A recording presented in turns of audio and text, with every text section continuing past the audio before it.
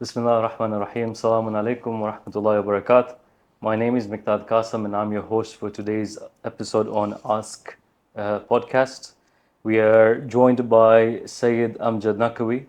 Sayyidina, assalamu alaikum wa rahmatullahi wa barakatuh. Alaykum assalam wa rahmatullah. So I will quickly ask you to briefly introduce yourself to the audience. Alhamdulillahi Rabbil Alameen. In the capacity of the Dean of the Shia Institute, an organization based in London, I'm here at your service. And it is an organization which is primarily concerned with the dissemination of the authentic teachings of Ahlul Bayt through publications, etc. Alhamdulillah.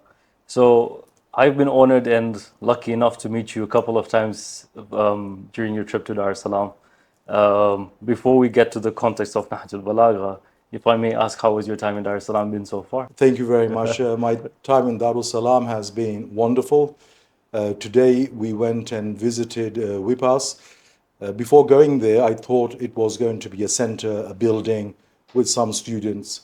When we arrived there, it turned out to be a mega complex, numerous projects, many buildings, and students in, I believe, over 1,000 students studying there. Education on a religious level, education on a scientific level, etc., which was very enlightening. And apart from that, the other places I have visited in the last few days, such as An-Nur Center, and where we started our program for disseminating and raising awareness for our forthcoming publication, Nahj al Balāghah, was truly a very beautiful experience. And the night before that was the highlight of the journey to be here on the 15th of Sha'ban and to have the honor to do the amal of the 15th of Sha'ban, which is one of the most blessed nights in our religious calendar, to do those amal in a masjid. As you know, we in the part of the world that I am coming from right now is somewhat deprived of masajid, or a masjid which has been dedicated, waqf, bequeathed for the worship of Allah. In Europe and North America, we have halls, we have Bayt as-Salah, designated prayer areas within Husayniyas and meeting halls. But a masjid is a masjid. Masajid have their own sanctity and their own sacred space. As you know, they must remain in a state of purity. One can only enter into a masjid in a state of purity. Absolutely. So it is holy ground, sanctified ground, and that was, I would say, one of the most great highlights of this journey. And then it's just not the place, it's the people. Correct. The people make the place, and I have seen smiles on faces. Even though we are in Africa, there's life, and there's life can be seen on the faces of people.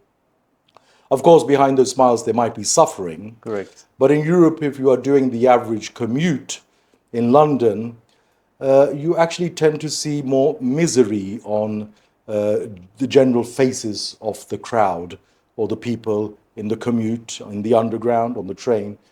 Here, there's life, and Alhamdulillah Rabbil Alameen. It's good to see that life. Alhamdulillah. I think it's very common in the East African culture to say Hakuna Matata. So Hakuna Matata, probably the most prominent African proverb or phrase, which means no worries. So it's a common phrase that everybody uses, and I think most of Tanzanians, we abide by it as well.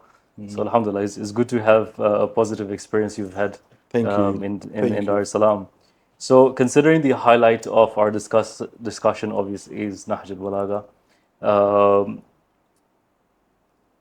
a lot of text in history has been written and has been sort of gone away with time.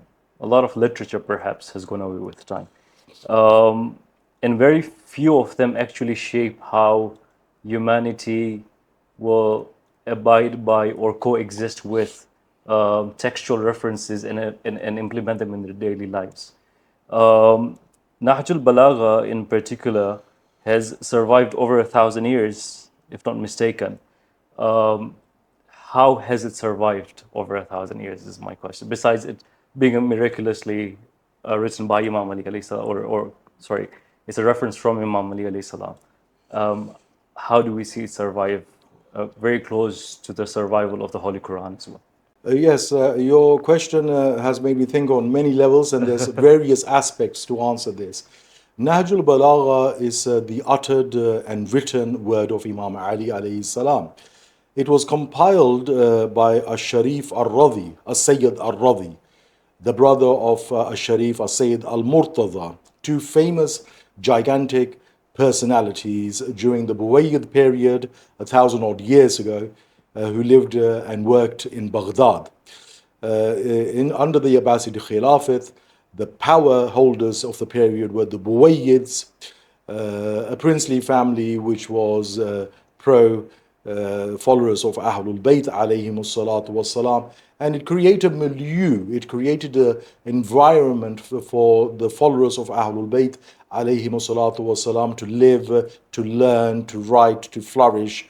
And incidentally, it is one of those first times in history under the Buwayyids when we see Muharram processions out in the open. Oh, wow. Yes, this is very important to remember to the context of the day and age wherein Sharif al-Radhi lived and Sayyid al-Murtaza lived, wherein they were born.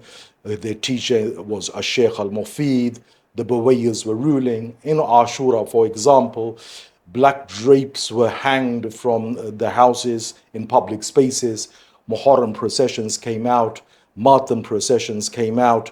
The Shia, the followers of Ahlul Bayt, lived and they could practice their rites and commemorate the martyrdoms of their Imams, celebrate the births of the Ahlul Bayt as they wish to do so, and as we do so nowadays.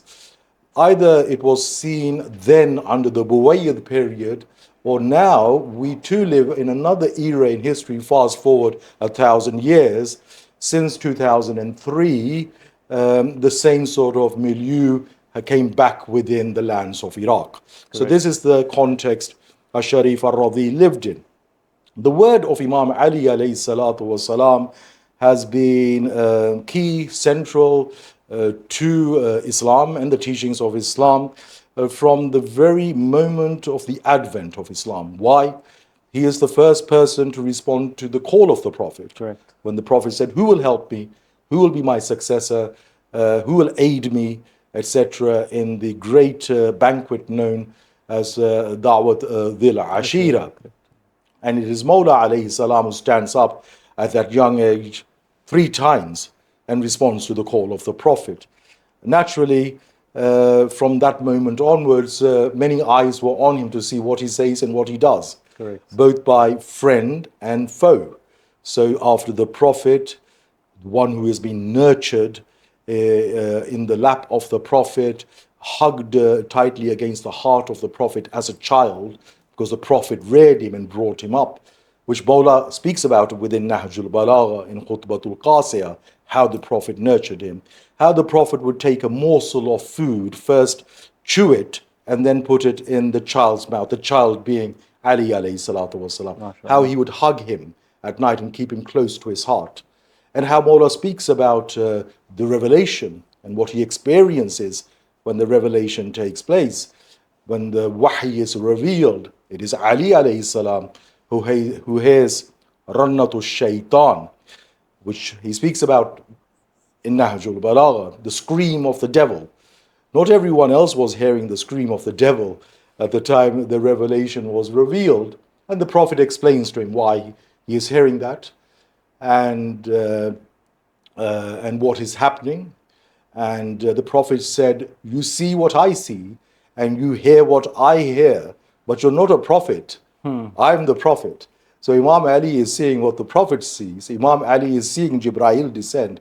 Ali is seeing the heavens open. Imam Ali alayhi salatu wasalam is hearing Rannatu Shaitan. So this is Ali alayhi salatu wasalam, and naturally then they were interested in his word. Every generation has been interested in his word. We are interested in his word, and I believe every future generation to come till the day of resurrection will be interested in the word of Imam Ali alayhi salam. So because of that interest, many works were compiled regarding the words, the sermons, khutab, the awamir, the directives, the maxims, the short sayings of Imam Ali from early on, straight away. From the very early times, from the life of Imam Ali, people were listening to what he is saying and committing it to memory there and then. Wow. And referring to this is Shaqiyya and giving it name and referring it that this is Ashbah and referring to what he said. It was in his life. People were committing what he was saying to memory as it was said. We have to remember this point because the Holy Quran was revealed in an oral tradition. Correct. It is a culture of memory. It is a culture of recitation. Quran itself means recitation.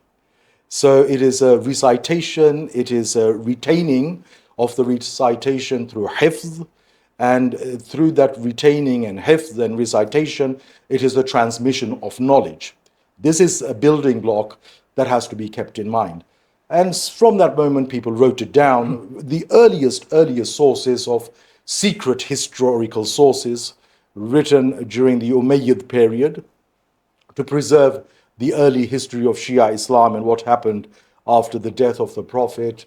May Allah bless him and his descendants. These were counter secret Shia histories.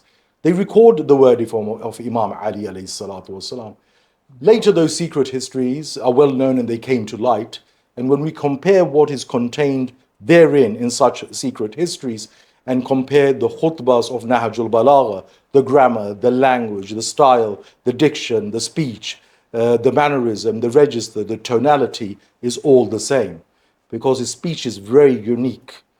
Now, his speech is so unique that you put it, a written speech of Mawla, one of his letters or khutbahs on the blackboard or whiteboard or on a billboard and put against it other forms of written speech. His speech stands out Correct. like a shining star. Like the example I use is for English speakers, if we write a sentence from The Tempest or a sentence from Hamlet or choose something from Shakespeare's Romeo and Juliet, every speaker of English language in the East and West will instantly recognize the quote. Correct. Because they know English and they know that this is Shakespeare speaking. So those who are rooted in learning, those who know Arabic language and modern Arabic culture are two different things, but we're speaking of this early language, the language of Ahlul Bayt, and those who are familiar with Arabic literature at an advanced level can instantly understand the word of Imam Ali. It's an interest, it stands out, it shines out. They are attracted to it, so they collected it, they preserved it, they committed it to their memories, they wrote books on it. And if we refer to the Fahrist of Ibn Nadim, we have many numerous references to works which were composed prior to Sharif al-Radhi, which contained the khutab, the narrations and the orations, the sermons of Imam Ali. Many of these works contain the maxims, the hikam of Imam Ali alayhi salam, and many of them contain his rasail. What does Sharif al-Radhi do? Coming back to explain your question you have asked and how this work since its compilation with the title of Nahj al Balāghah, why has it received such maqbooliyat? Correct. In other words, why has it received such a brilliant reception over the last 1,000 years? And I will explain that to way of comparison. There are some compilations, there are some works which are done through purity, through goodness, and they survive. There are some works that are done and they are done for the completely wrong reason.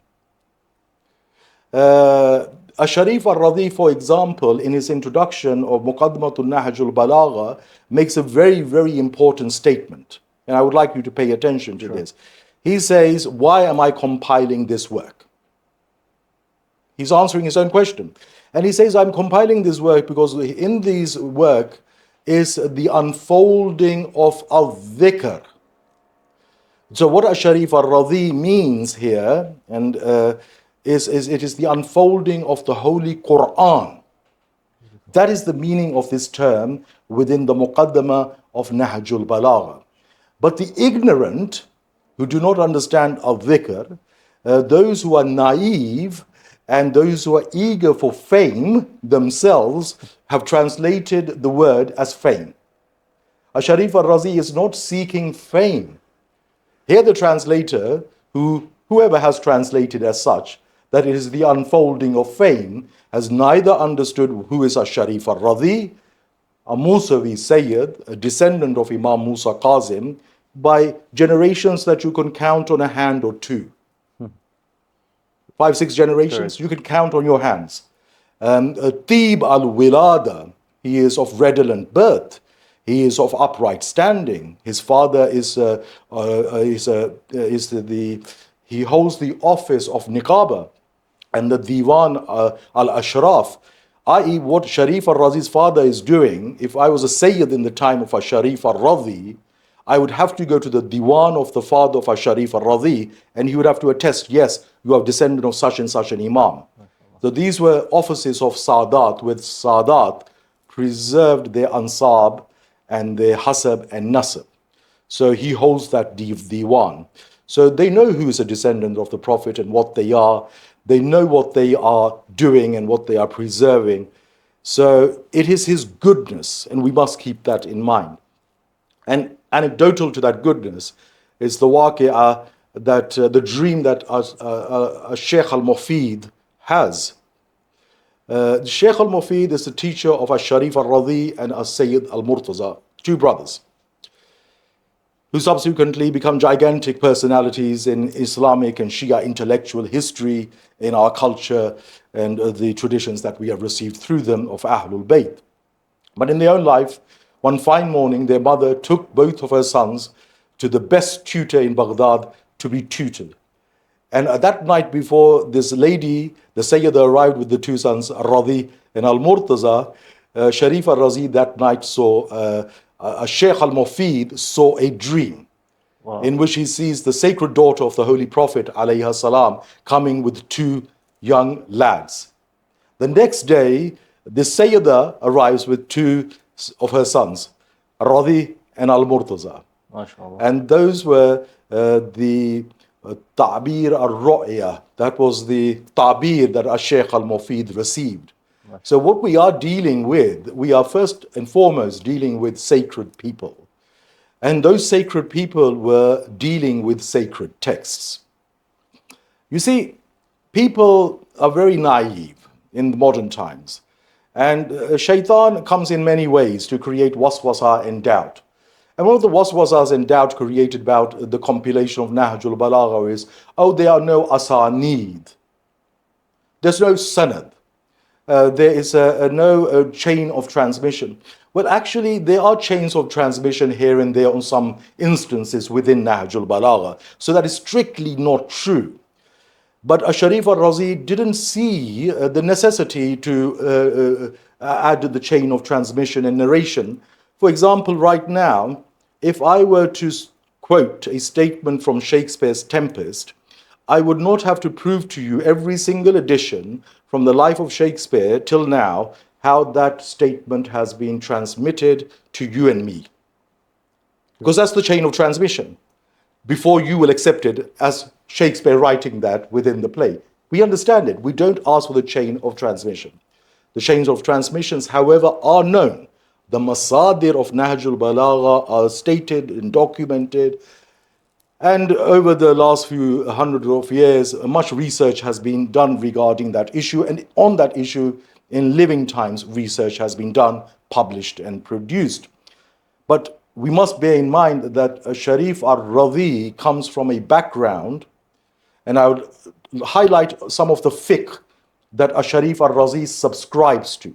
Sharif al-Razi belongs to that madhab, or that school of law in fiqh, wherein if one in the state of Sawm, where if one in the state of Roza, in the state of fasting in the month of Ramadan, ascribes a lie to the Holy Prophet or the Imam, his fast will become batil, invalidated.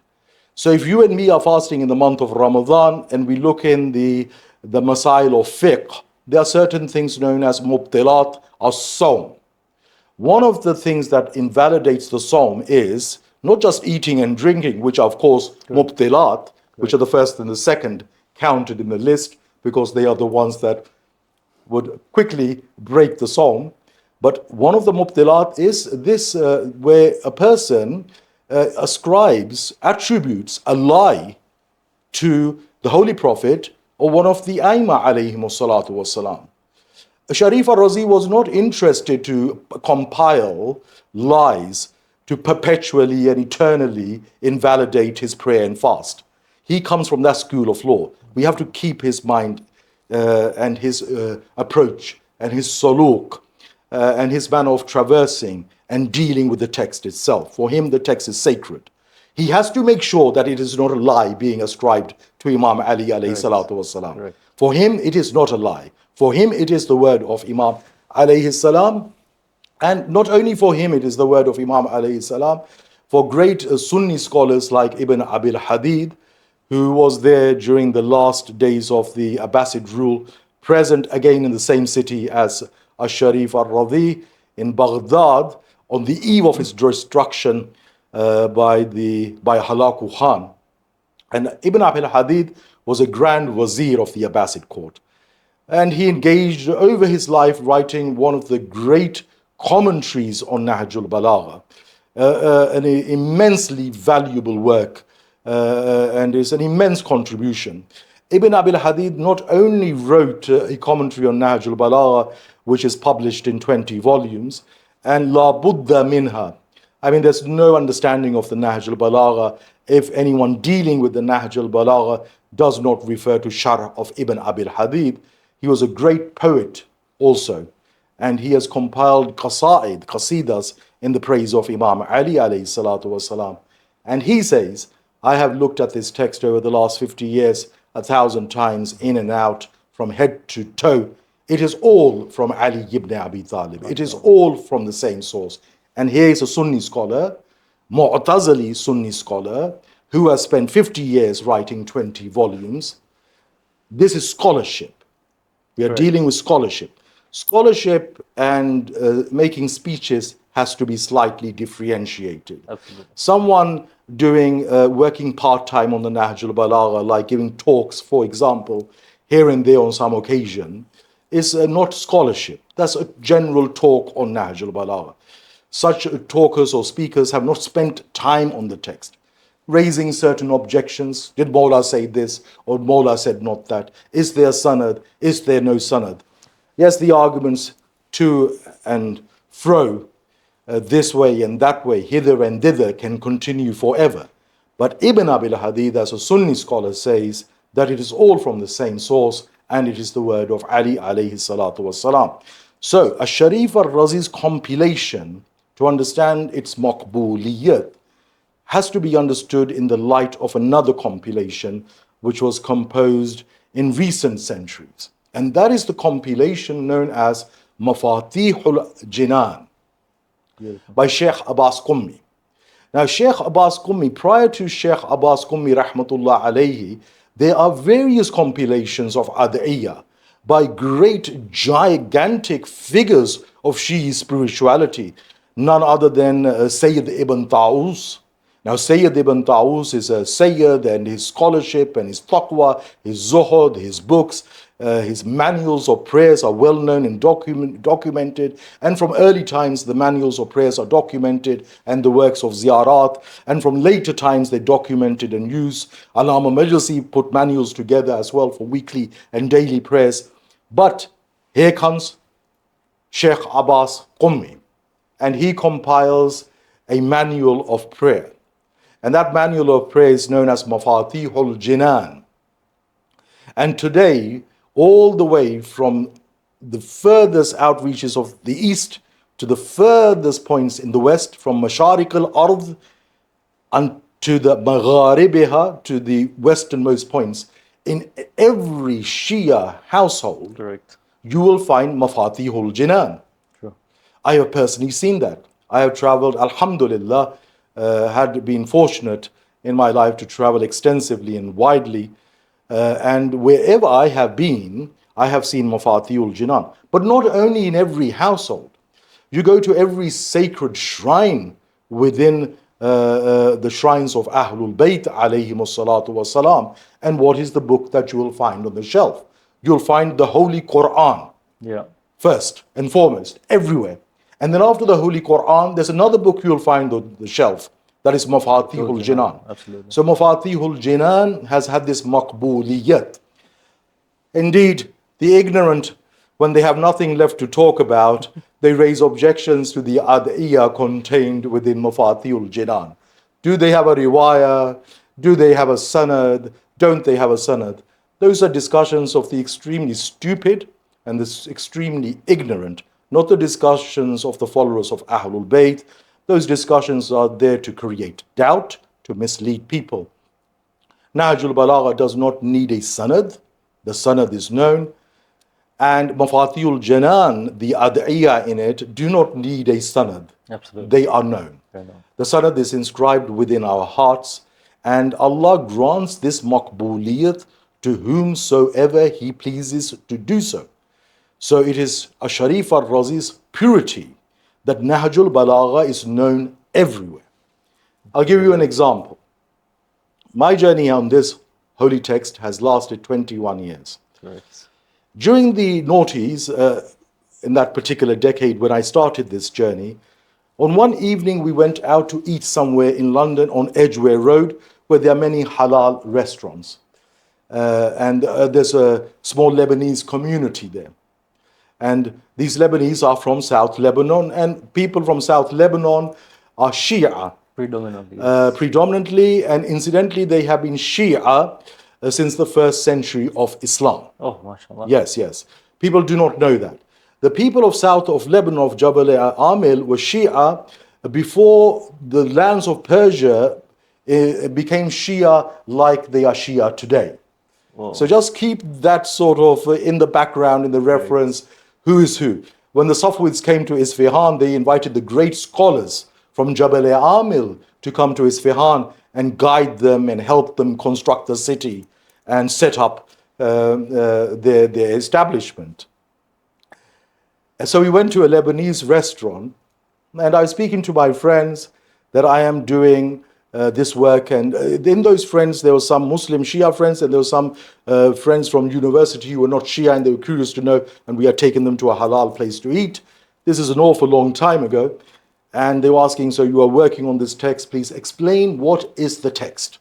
So I said the text is a text which has this maqbuliyat, which you have referred to in your question. Correct. Everyone knows about this text. Yeah. So one of my friends asked me, would this waiter know about the text? Of course, we had not met the waiter before. I had a hunch, it being a Lebanese place from South Lebanon, I had a feeling that probably the waiter should know about the word Nahj al Balāghah. So when the waiter came to serve us, we asked the waiter, we said, the friends with me asked the waiter, by the way, do you know a book known as Nahj al Balāghah? And the waiter looked at them with a slight surprise and said, of course I know what Nahj al Balāghah is. And then these people asked, what is it? Because they're non-Muslim. And he said, it is the collection of the words of Imam ʿAlī alayhi salam, and we know it. That's it. And why are you asking? He was curious. Yeah. And they said, our friend here has started this project and he is working on the translation. And the waiter was looking at their face. The waiter was looking at me, thinking, why are they asking me these questions? You can go to any village in Kashmir, into the Shia village. You can come to any Shia household in East Africa. You can walk into any rural area in south of Iraq. You can go to widespread, scattered places in the mountains in Iran and Central Asia, in Badakhshan, which has, incidentally, a massive Shia community. There are other groups which are sort of making them this or that, but the followers of Imam Raza in Badakhshan are documented and well known, and their ceremony of Charagh Roshan employs the wasila of Imam Raza. They are Isna Ashariya, but there are others who would like to say that no, they are not Isna Ashariya, they are such and they are such. Okay. But that is a discussion for another day. But you can go to those rural villages and ask an illiterate person, do you know Nahj al Balāghah? And they will know the word Nahj al Balāghah. Correct. They might not have a copy, correct, they might never have read the contents, but if you ask Nahj al Balāghah as a term, every Shia knows Nahj al Balāghah. But furthermore, not only every Shia knows Nahj al Balāghah, Nahj al Balāghah and what is contained within it is a make of the Arabic language. Correct. It constitutes the foundations of Arabic language. And translating it becomes a hermeneutical circle and a journey. What I mean by that is that when we look at the text, we are stuck, like the term saqa'iq in the first khutbah. And to understand the term saqa'iq, we go refer to Lisan al-Arab, Ibn Manzur. And when we look at this Mamluk period, great dictionary of Arabic language, composed 800 odd years ago, we see verbatim Ibn Manzur saying, Qala ʿAlī radiyallahu anhu, and then quoting the entire line from the first khutbah. But it's not one instance that happens again and again and again and again on hundreds of occasions within Lisan al-Arab. So Nahj al Balāghah and the contents of Nahj al Balāghah and Mawla's Arabic is well known to the Arabic dictionary writers and the knowers of al-Lugha al-Arabiya, and they know that it is a linguistic fact that you withdraw his contribution, the language ceases to be eloquent, the language ceases to be beautiful, the language no longer remains elegant in the way we understand it.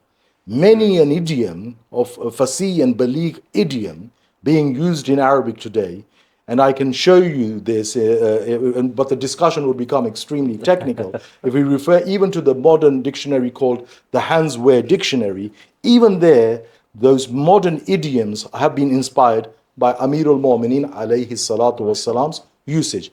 This is the maqbuliyat Allah gave to that compilation that Sharif al-Razi compiled, which is a partial composition of some sermons, some letters, and some maxims.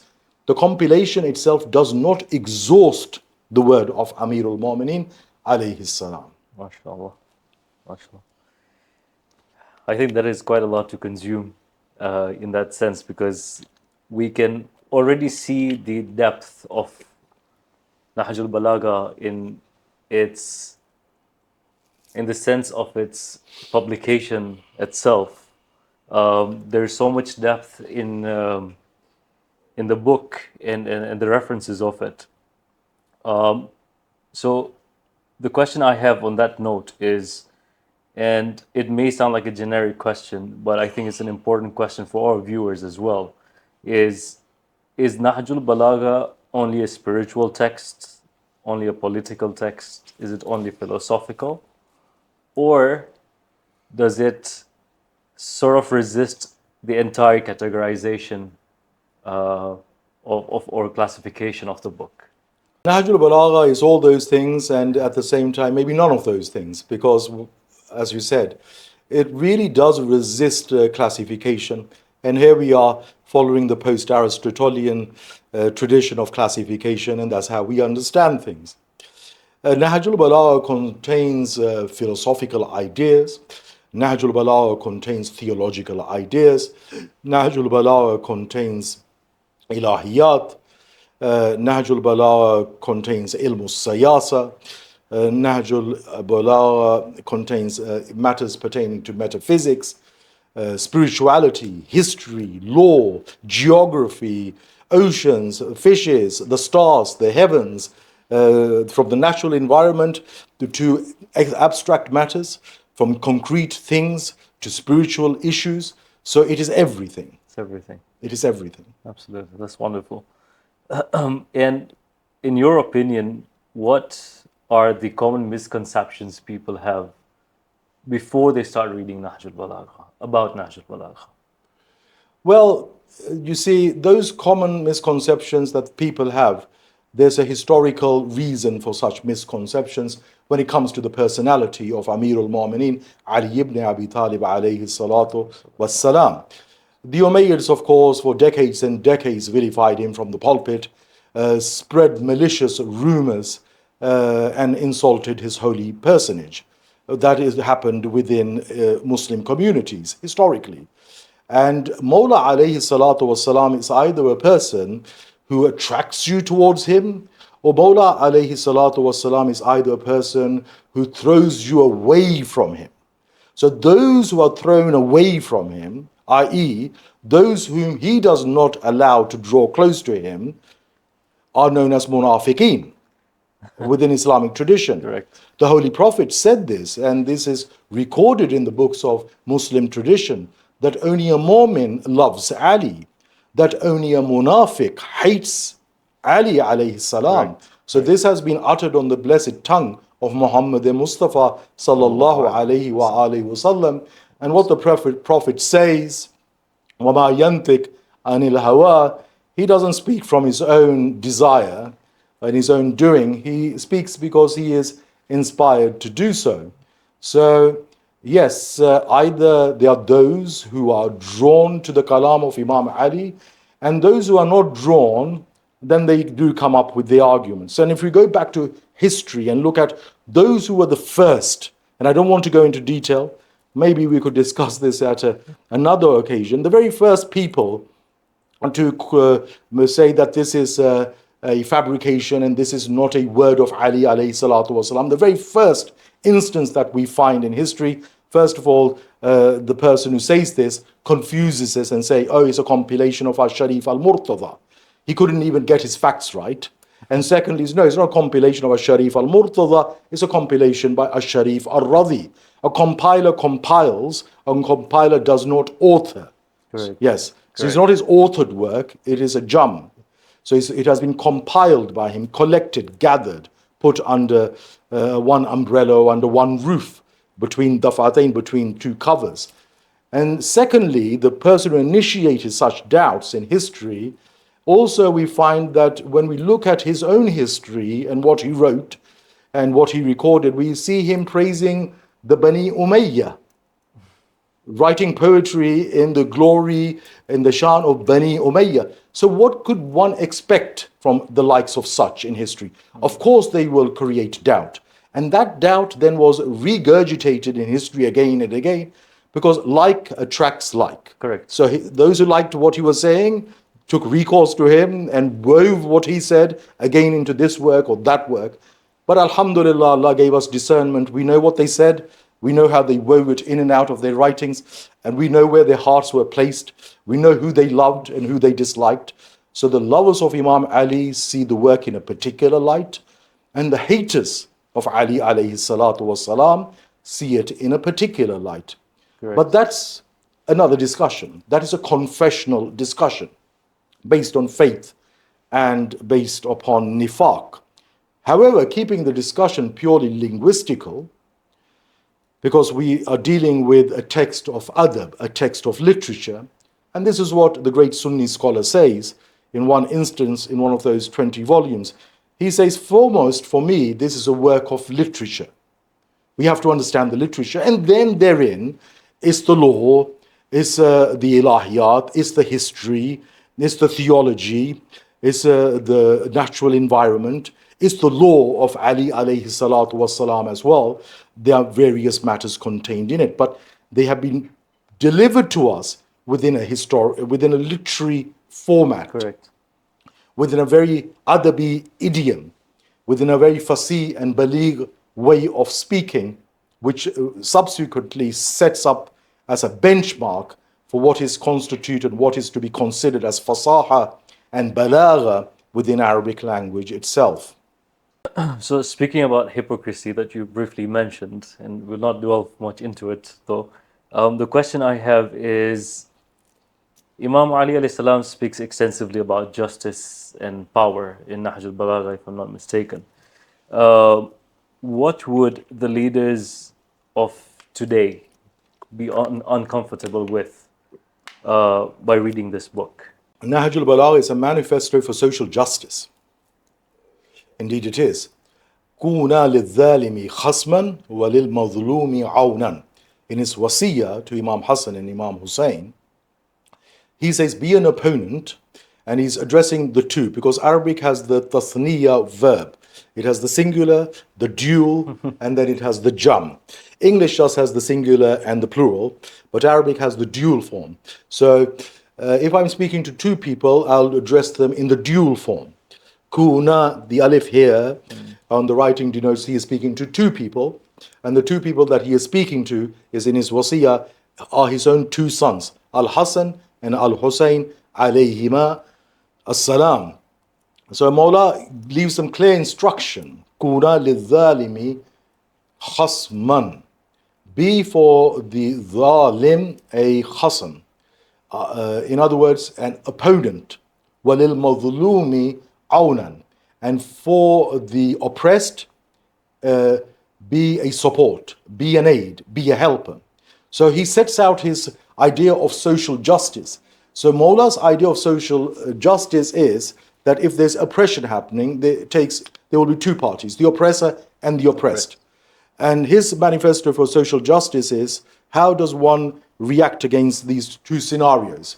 Mawla wants his sons to react in the following manner. First and foremost, oppose the zalim, oppose the oppressor, and then go to the aid of the oppressed. Interesting. This is the way it must be done. You see, we are living in a day and age where night is day and day is night. Where the emphasis is, okay, is oppression is happening, but we don't see many opposing the oppressor. And actually, in the world that we live in, if there is an oppressor, maybe there might just be one grand personality on the world stage having that Aloui, Jazba or Josh or Maslak or Mashrab, etc., to stand up and oppose an oppressor. Whilst the majority of mankind never opposes the oppressor. But we see, on the other hand, many so-called charities lined up and many trucks lined up to deliver goods and help the oppressed. This is completely opposite to the world view of Ali ibn Abi Talib. Absolutely. If one could first of all oppose the oppressor, then we really wouldn't need hundreds and hundreds of trucks waiting to help the oppressed. But because the oppressor is never opposed, and all the emphasis is on helping the oppressed, no, his ethic is, his instruction is, in his social justice manifesto, oppose the oppressor and then help the oppressed. MashaAllah. Because if you do not oppose the oppressor, the oppression will continue. How are you going to help the oppressed? Correct. It will not stop. So this is the way we must see the oppressor and the oppressed. The only way to stop oppression is first to oppose the oppressor, bring that to naught, bring that to a conclusion, and then there's no oppression left, and then we can take care of the You go oppressed. to the root of the problem. Yes. Very interesting. So I think if the world leaders were not only to read but rather implement, or rather if they would be guided, there would be a different context altogether in the world we'll be living in today. The next question I have for you is, does Nahj al Balāghah offer comfort, or does it demand transformation? That's a wonderful question. Nahj al Balāghah offers comfort, and Nahj al Balāghah challenges the reader. Nahj al Balāghah addresses the reader head on. Nahj al Balāghah shatters our preconceived ideas. Nahj al Balāghah is all of those things and much more. When we're reading Nahj al Balāghah, is there some sort of recommendation?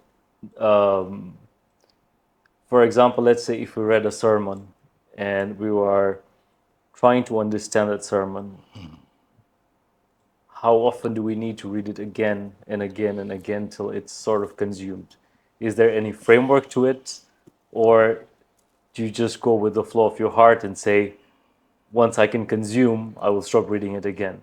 How does it work? I think, in my humble opinion, if I recollect correctly, I have not tallied up how many times I've read the Arabic text from head to toe in 21 years.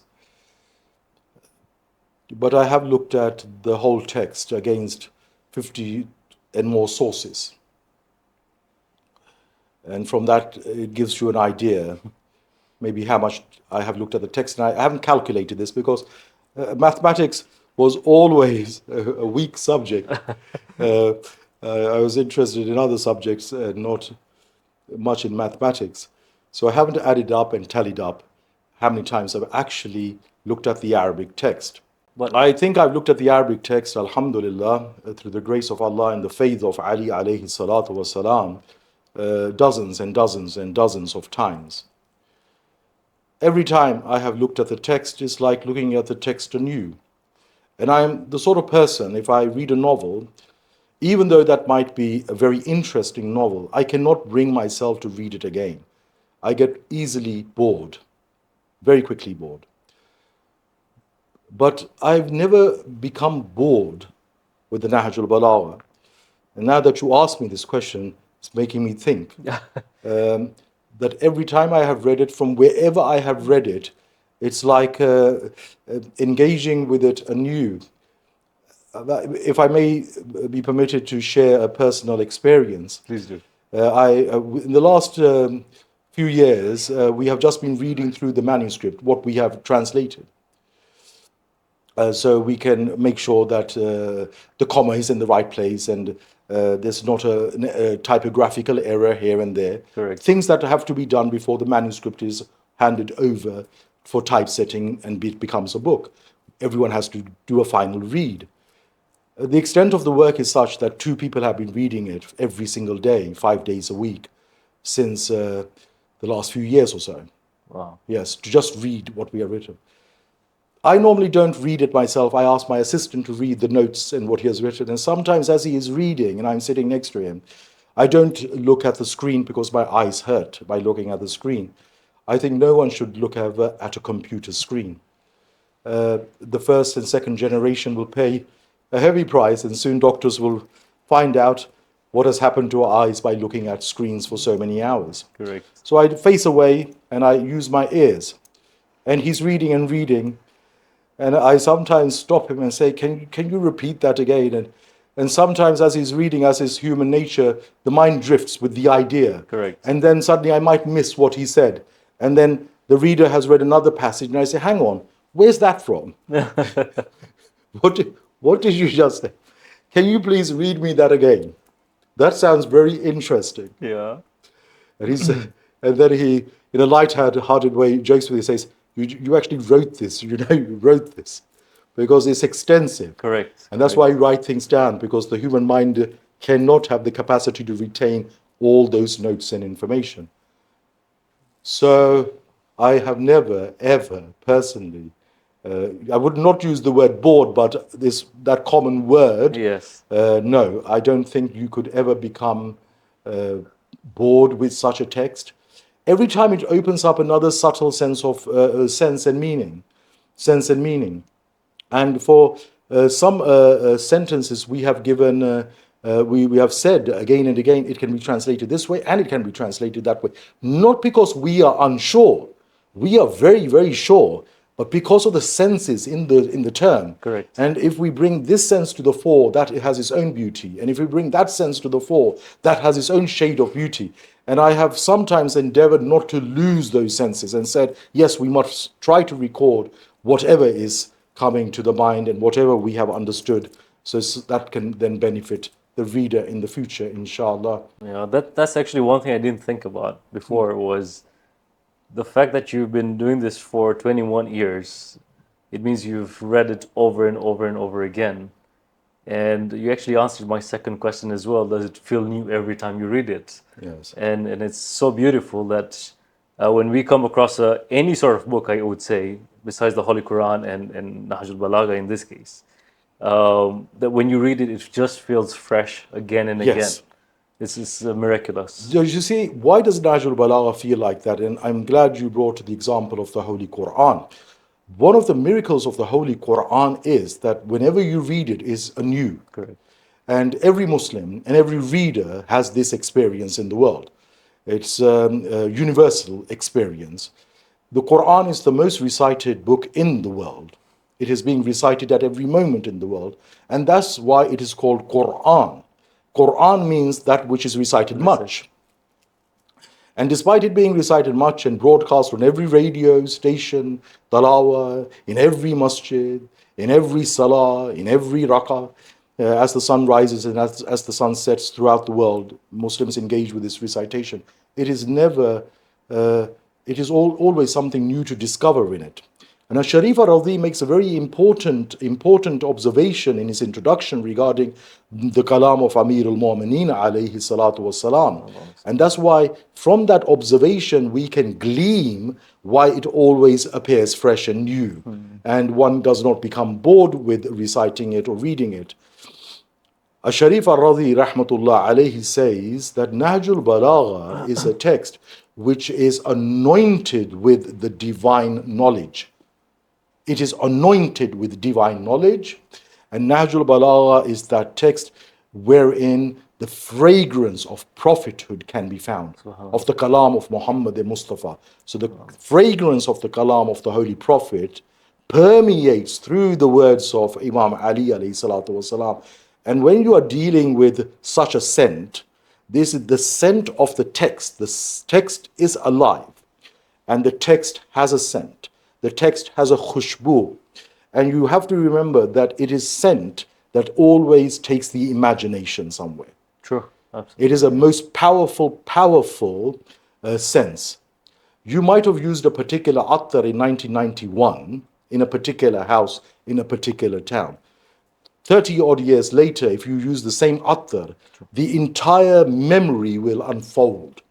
Some great Gnostics and scholars have written rasail on why does scent bring that memory back? What does scent do? How the scent is connected with the spiritual world? A discussion beyond this particular discussion. But it reminds me when Sharif al-Radhi says that therein is the fragrance of the kalam of the Prophet. What does he mean? Because fragrance does something to the sense. It brings something to fore in the memory. So there are depths to the text, and the way we perceive the text and how it engages with our senses, there is manifold levels and ways of understanding that. So I'm glad you brought that point up, because so for us, for people, basically, we are consumed by their daily lives, right? There's and on the way, many a times, any human being can lose purpose, or they are seeking purpose. They have no clarity on the morals of life sometimes, and they try to seek them, but then they don't get there. Where does Nahj al Balāghah meet them, and how does it enlighten them? Nahj al Balāghah will meet everyone on the level that they meet Nahj al Balāghah. Oh, it's beautiful.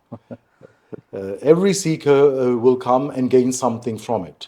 But there is a condition to approach it with humility, to approach it with reverence, to approach it with deference. There must be ihtiram. I'll give you an example. In modern Western writings, when we give reference that such and such a scholar said this, this is modern academia, Western academia, I'm giving the example about. We'll say such and such a professor, and then after his name there will be great Latin titles. This is, and if he is retired, there will be another title in Latin added. Correct. That is the academic norm, is it not?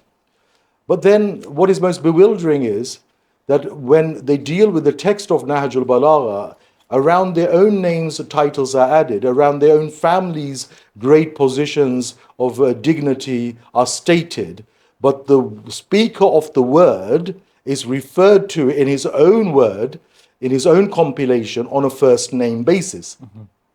We do not even refer to our elders on a first name basis. Correct. We'll speak to our father with ihtaram. Correct. We never go to our mother and father and address them on the first name basis. And especially if you are a translator of the Nahj al Balāghah from a Muslim community, and you say that you are a believer of Imam Ali alayhi salatu wasalam, then please remember that Ali alayhi salam is the father of this nation. The Holy Prophet said Ali and Muhammad are the fathers of the Muslims. So referring to the Holy Prophet and referring to Imam Ali alayhi salam, we must refer to him with the title Imam or Hazrat or Janab, but we must refer with deference. We must refer with ihtaram. We cannot just refer to him on a first name basis. That means the translator or the engager with the text has understood absolutely nothing. We big ourselves up, God forbid, but who we are referring to, we are on a first name basis. No, he is the father of the ummah. Correct. And we must refer to our father with respect, ihtaram. So we must go to the text with ihtaram. Refer to him with ihtaram. And then if we come to him as a child and see him as a father, and if we are looking for direction, he will be a compassionate father and guide us. But if we come to him with arrogance and challenge him, if we come to him with arrogance and challenge him, then he shuts the door. We think we have understood what he has said, Correct. but in actuality we have understood naught. Absolutely. What is then stated is just gibberish. In Correct. translation, it's not what Imam alayhi salam has said in the original Arabic, because the approach was not with tawazu. The approach is with arrogance. So this must be borne in mind. It brings to fore the one who came and stood in front of Dhari and challenged him. You know what happened. The sword appeared and cut him in half. So one must approach him with the ihtaram, with pakizgi, with tahara, with goodness, with kindness, with humility, as one is approaching one's own father. Correct. I think this also brings the point of khulus, Yes. because if we refer to the Battle of Karbala with Imam Hussein alayhi salam, the opposition's side were able to recite the Holy Quran. They were praying their namaz, performing their prayers, and yet they were fighting the Imam of the time. Exactly. Because absolutely there was no khulus to digest what's written. Of course, there was no khulus to Islam. They had no Islam apart from an outward Islam in the incident of Karbala. As you are well aware, they were very eager on the Asr of Ashura to finish the killing which they were involved with. May God curse them and their descendants for all eternity. And they were saying that let's finish what we need to do so we can go and offer our prayers. Such people have always been very eager in offering their prayers and reciting their Quran, but it is a mere recitation. It is a mere offer of a prayer. It is a form without sense. Correct. It is an outward ritual without meaning. It is a performance, like any other performance. It is a performance, absolutely. This is a more personal question now. Was there ever a moment while in these 21 years that you wanted to stop? And if yes, then what made you continue or pursue again? Never in these 21 years there was a moment where I have wanted to stop or MashaAllah. abandon the work. MashaAllah. On the contrary, in this 21-year journey, and I cannot go into detail because this is not the time and the place to go into the detail of the journey. I would say some obstacles were created, maybe intentionally or unintentionally, by people. God knows what is in the hearts of mankind. But every time a challenge came, every time an obstacle came, my resolve became just harder and harder, and stronger. I have never doubted my work on the Nahj al Balāghah. I never ever felt like I have to give up my work on the Nahj al Balāghah. MashaAllah. I have always thought of the work on Nahj al Balāghah as an invitation by the Imam alayhi salatu wasalam, who has allowed me every day to turn up to his court. MashaAllah. You see, he is Ya'asub ad-Din. So Ya'asub ad-Din, as he is called within Nahj al Balāghah by the Holy Prophet himself. Ya'asub ad-Din is a title of Imam alayhi salam. And those who do not understand the titles of the Imam, they translate it as leader. No, Qa'id can mean leader. Imam can mean leader. Malik can mean leader. Ya'sub can mean leader, etc., etc. Correct. But then what is a leader? What are they? Why have we all these different terms and words in Arabic language? Qa'id is the one who drives the caravan forward. Correct? Ra'id is the forerunner who goes ahead and checks out what lies ahead, the forerunner. Imam is the one who is the foreleader in front of us. So yes, they're all leaders in different ways, but Ya'sub has a very special meaning. Ya'sub ad-Din, which is a title of Imam Ali, means that he is the sovereign bee. So the sovereign bee lives in a beehive. He is the Ya'sub means Amir al-Nahl. And Amir al-Nahl means the commander of the bees, the sovereign bee. In Nahj al Balāghah, we have translated Ya'sub, and henceforth no one has translated it as sovereign bee. It is our translation. And that's exactly what Ya'sub means. Normally in these interviews, I have not been giving away much of our translation because it is a surprise, but I'd like to share this on the eve of the translation. Ya'sub ad-Din means the sovereign bee of religion. And I've seen my work in Nahj al Balāghah that he is the sovereign bee. And what do the other bees do in the beehive? The beehive is the manhal. And he is Amir al-Nahl. The role of the bee is to work and work and work, and then achieve utter fana, complete annihilation in the work. When the worker bee has achieved complete annihilation for the sovereign bee, then the worker bee has fulfilled its aim. So we are the worker bees in the manhal, in the beehive of walaya, and in this beehive of walaya, there's only one sovereign bee. So to ask this question that has ever a thought arisen where one would stop or abandon or walk away from the work, no. And I see it like this, that it is a calling that Mawla has allowed. I always said, Mawla, I'll keep turning up to the work as long as you grant access and entry to your court. The day you close your door and say, Amjad, you're not allowed to sit with my kalam, because it's not my work. Correct. It's not my kalam. It's not my book. It is his work. Correct. It is his kalam. It is his work. And he has allowed access, he has allowed hours to sit with it.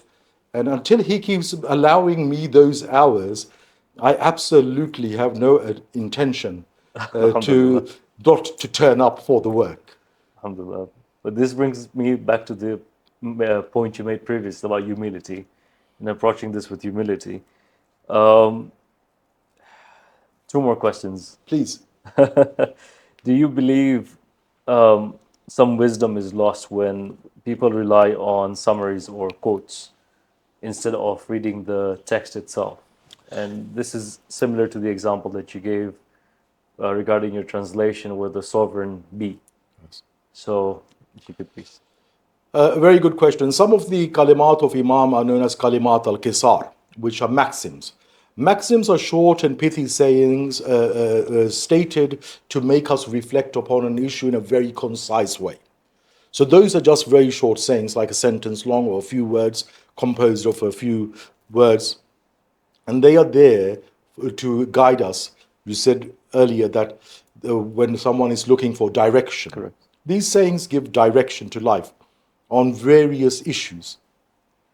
So when we engage with the text of the Nahj al Balāghah, why we are engaging is because we are looking for direction on many, many levels. Correct. So sometimes the pithy sayings are guiding us. And Mawla was a commander of the word, and he has issued many pithy and small sayings which are maxims. And that's why Sharif al-Razi made a whole chapter to include those maxims which he thinks are standing out more. But there are many other works which contain maxims of Amir al-Mu'minin, and they should all be studied. Taking the khutbah, for example, one must always keep things in context. But sometimes, even though we are keeping things in context, there's a sentence here and there that as we are reading, for example, khutbah Sheikh Shaqiyya, and we begin the khutbah and we say yanhadiru anni as-sayr wala yarqa ilayya at-tayr, that sentence in itself becomes a standalone sentence that can take you on a whole completely journey above and beyond the Shaqiyya itself, onto the journey of wujud, onto the journey of the being of ʿAlī. Which height is he standing at where the bird cannot reach? What is the torrent that is flowing down from him? What is he alluding to? What are the mysteries he's trying to explain? And then another journey opens up. So we have to read the whole. And sometimes, if we are blessed, he might allow us and take us on a journey, on a sentence here and there, which he has said, amongst other things. Because the nature of Imam Ali is, there's an outward side to him, there's an inward side to him. As he is expressing outward matters that might seem mundane or political or siyasi or historical, or the hamajun ra'a, which are giving him trouble, etc., or the tughat, al-jufat, and the uncouth people of Sham that he is dealing with. Sometimes in those addresses he is addressing them, but amongst those addresses then he says something which is completely within itself, unfolding into another realm and going to various directions. And this is the beauty of his kalam, because Mawla alayhi salam is everything. Alhamdulillah. For us, he is everything. And true. his speech is multifaceted. Like the Holy Quran, there's an outward, and for the speech of the Imam, there's an inward as well. MashaAllah. So, if Imam Ali alayhi salam were speaking to us today, and I mean to us as humanity, what sort of audience do you think he would address first? Would it be the rulers, the scholars, or the ordinary people, and why? Imam Ali engaged with everyone. It was his role as an Imam to address the people. He is the most compassionate of the compassionate. After addressing the arrogant ones of the day and age and fighting them on the battlefield, at night in Ramadan, he is distributing bread in the alleys of Kufa and sitting with the yatim children on their doors. And they do not know who they are sitting with. The same ruler who was rebuking so-and-so in the pulpit of Kufa at broad daylight. They don't recognize him because there's a niqab or he has hid his face. So Imam Ali alayhi salatu wasalam is engaging with the destitute and the poor of the poor in the dark of the night and delivering foodstuff to their homes. And Imam Ali alayhi salatu wasalam during broad daylight on the pulpit of the Masjid of Kufa is addressing the issues that pertain to society and challenging people and addressing their grievances, passing judgment amongst themselves, at the same time teaching the scholars and the students, at the same time discussing with his very intimate and close friends such mysteries that if we were to engage with them, it would just take us to various other places and realms of understanding, like his discourses with Qumayl ibn Ziyad, like when he is sitting in the shop with Maysam at-Tammar, sitting in the souk, and people are asking him, nowadays when we need to go and see someone, you have to book an appointment, you have to write an email. There are so many barriers, there are so many hijabs. And here he is, not sitting in Darul Imara, in the governor's house, in the ruler's house, but sitting with a date vendor in the souk.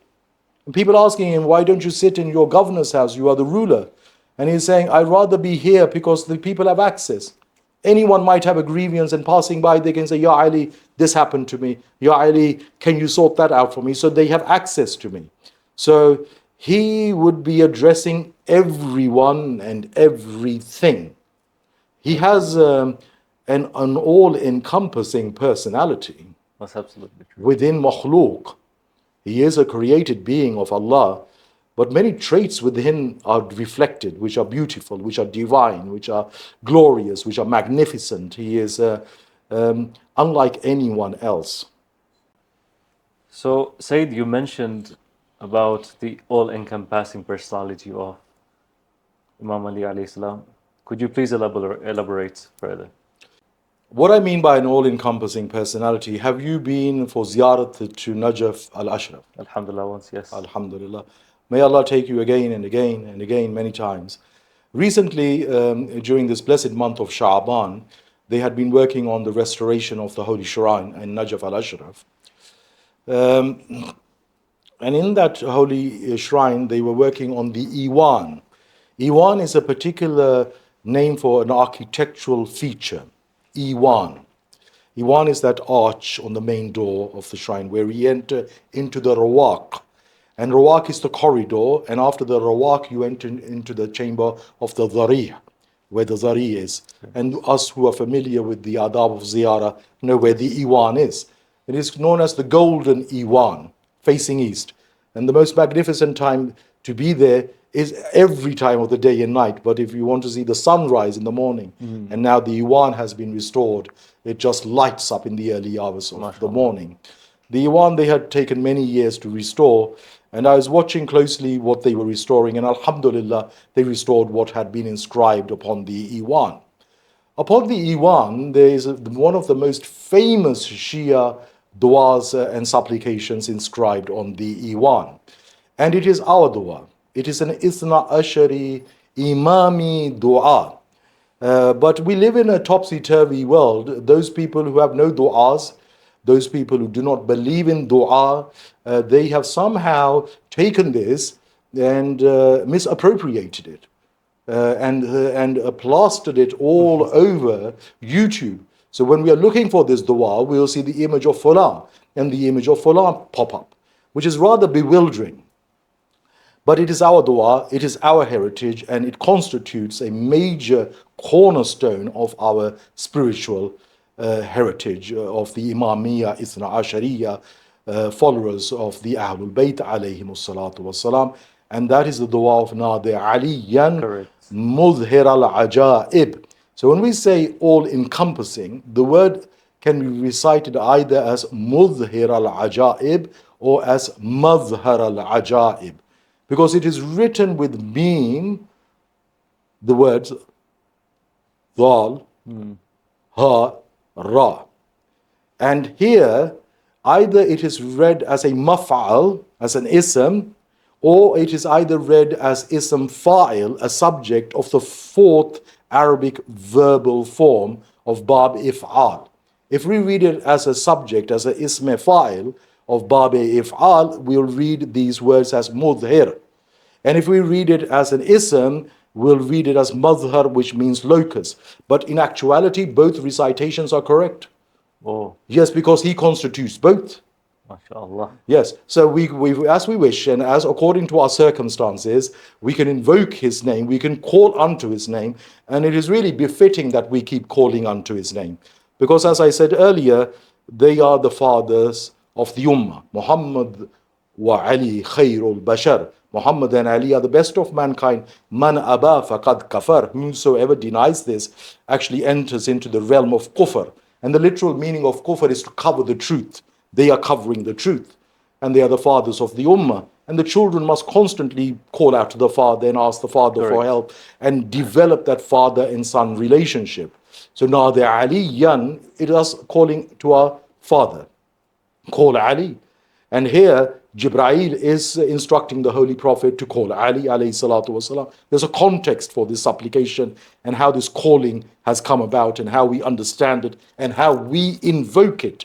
Nadi Aliyan, call him, call Ali, call unto him. Madhhar al-Ajaib. Call him. Why? Because he is the locus of wonders. He is the place of wonders. Madhhar. Or call him because he is the one who manifests wonders. Correct. He is a mudhir. He is the one who actually makes the wonder come about. So we are here engaging with either the madhhar of ajaib or we are engaging with the mudhir of ajaib. And for us, he is all encompassing. And for us, he is everything. And for us, we see and understand much in him. So this is your explanation about the all-encompassing personality of Imam Ali alayhi salam has sort of put me into a thought process that I never came across before, and it's amazing that his personality, just like the book Nahj al Balāghah, also feels like a living personality. It's very realistic. It's very real for us. We just need to perhaps seek guidance and go to it. One last question for you is: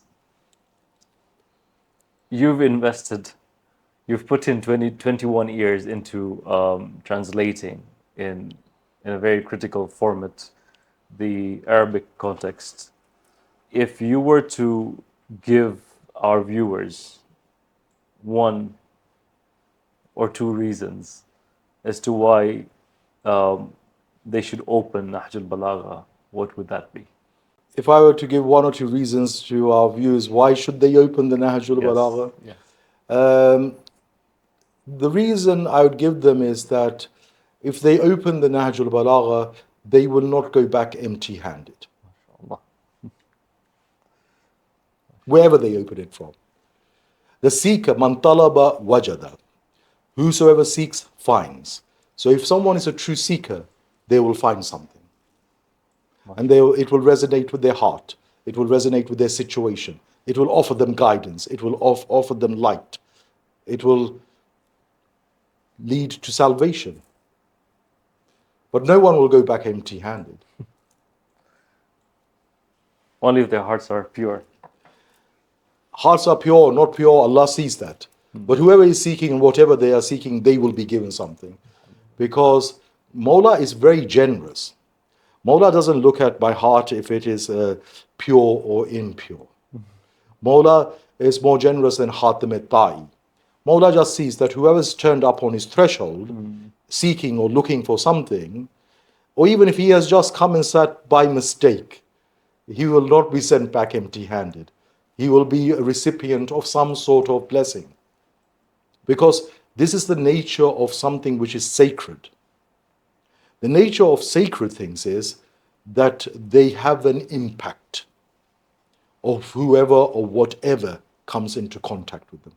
So Sayyid, thank you so much for sharing and enlightening all of us with the context of Nahj al Balāghah, the context of Imam Ali alayhi salam, how he plays a role, and how Nahj al Balāghah is actually a living book that hopefully we can get access to, while we still don't know when yours is releasing, inshallah soon. We look forward to it. We wish you good luck, and thank you for making this happen. Thank you very much. Thank you very much. Thank you for your questions, and thank you for having me here, and thank you for spending some time with me. Allah bless you. Thank you so much. Jazakumullah khair al-jaza. Shukran. Thank you very much.